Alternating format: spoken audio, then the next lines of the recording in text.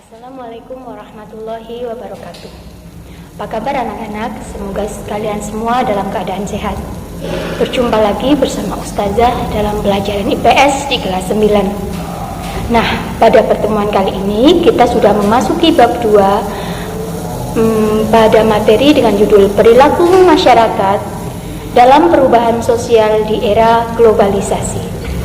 Nah, pada kesempatan kali ini Ustazah hanya akan membahas sebagian besar dari materi bab 2. Yang penting kalian paham dulu. Nah, pada kesempatan kali ini Ustazah akan membahas mengenai perubahan sosial dan perubahan budaya. Apa itu perubahan sosial, apa itu perubahan budaya, serta bentuk-bentuk perubahan sosial. Mari kita simak videonya. Nah, anak-anak bisa lihat, nanti kita akan mempelajari tentang perubahan sosial dan budaya yang pada nantinya kita akan kaitkan dengan globalisasi. Nah, untuk sekarang ini kita cukup mempelajari pengertian serta bentuk-bentuk perubahan sosial dan budaya. Ya, yang pertama, coba kalian amati di gambar 1 dan gambar 2. Apa perbedaannya? Adakah perbedaan di gambar 1 dan gambar 2?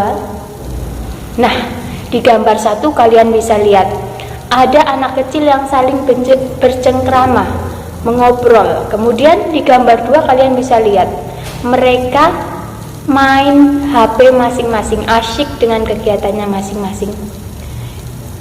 Itu merupakan salah satu contoh bentuk perubahan sosial budaya. Nah, mana yang termasuk perubahan sosial? Nah, mana yang termasuk perubahan budaya? Mari kita simak apa itu perubahan sosial, perubahan budaya, supaya anak-anak sekalian bisa membedakan. Nah, bisa dicermati perubahan sosial, perubahan budaya. Perubahan sosial adalah perubahan pada struktur, fungsi sosial, terus kemudian tingkah laku. Sedangkan perubahan budaya itu lebih menyangkut ke unsur-unsur budaya. Intinya seperti ini. Kalau perubahan sosial, unsur-unsur sosial. Kalau perubahan budaya, unsur-unsur budaya. Perubahan sosial bisa dibarengi dengan perubahan kebudayaan. Begitupun perubahan kebudayaan tidak selalu dibarengi dengan perubahan sosial.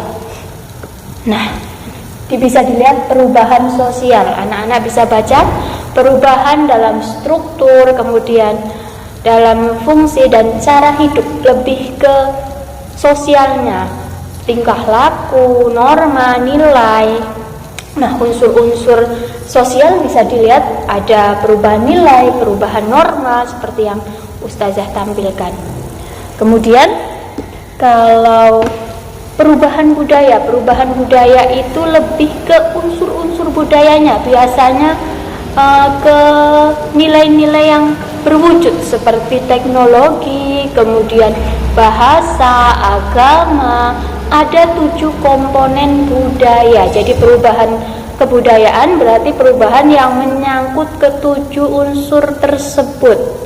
Nah, ilustrasinya seperti yang Ustazah tampilkan, di situ ada 2 gambar yang sepertinya hampir sama tetapi ternyata berbeda.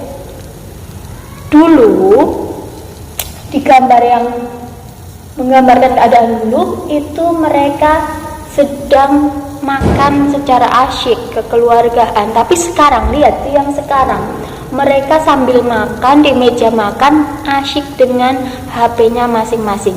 Nah, contoh di sini bisa menjadi gambaran perubahan sosial dan perubahan budaya. Nah, perubahan budayanya apa? Perubahan budayanya adanya perubahan teknologi berupa HP.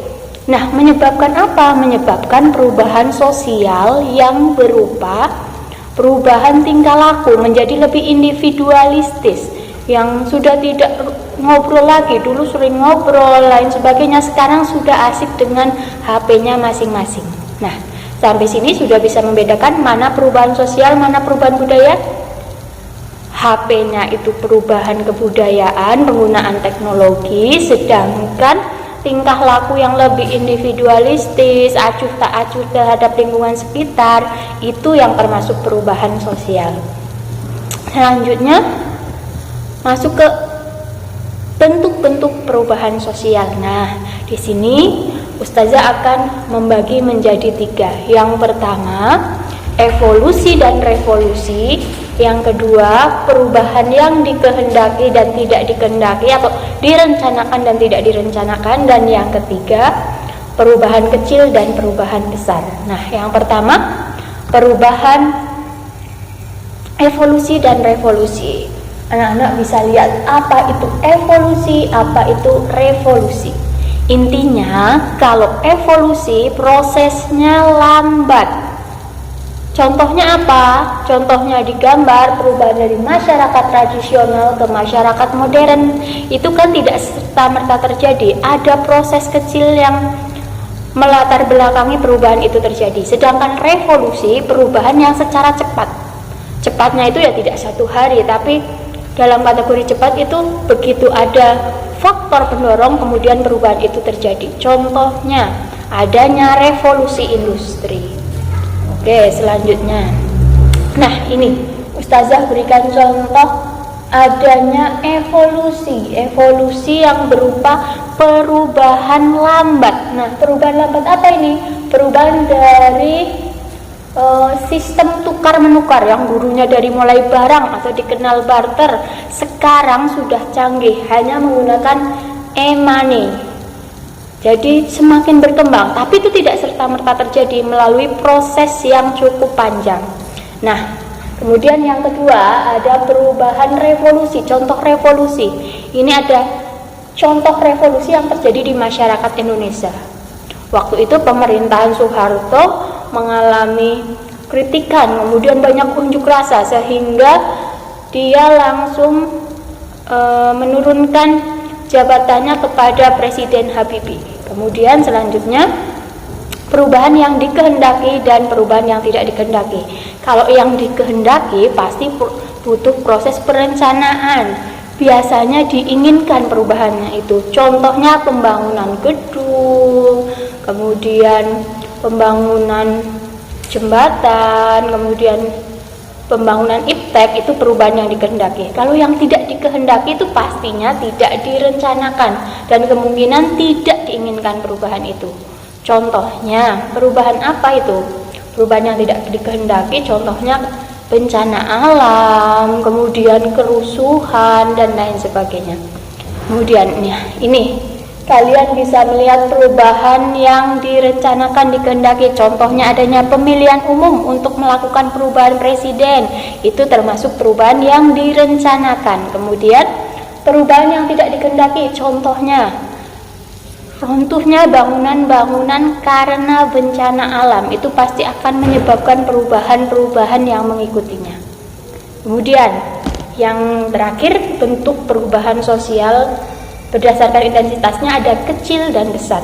Kalau yang kecil itu dampaknya hanya dirasakan sebagian orang, sedangkan perubahan besar tentunya dirasakan oleh banyak orang. Perubahan kecil contohnya, misalnya ada yang potong rambut seperti di gambar. Nah, yang potong rambut itu apakah berdampak pada banyak orang? Tidak. Paling banyak hanya keluarga atau yang lingkungan sekitar yang dekat dengan dia, tapi bagi orang lain tidak berpengaruh. Kemudian perubahan yang berdampak besar, contohnya apa? Adanya revolusi alat-alat pertanian, alat-alat teknologi, contohnya penemuan HP, itu termasuk perubahan besar karena dampaknya itu akan global, tidak hanya dalam lingkup keluarga kecil, tapi sudah hampir mendunia. Nah, mudah sekali bukan?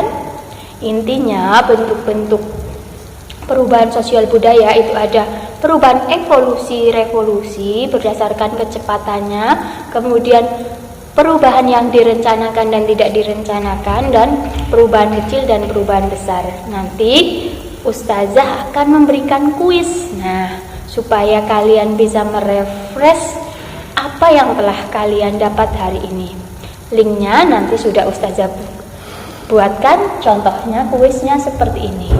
Silahkan dikerjakan. Semoga materi yang Ustazah sampaikan hari ini bermanfaat. Wassalamualaikum warahmatullahi wabarakatuh.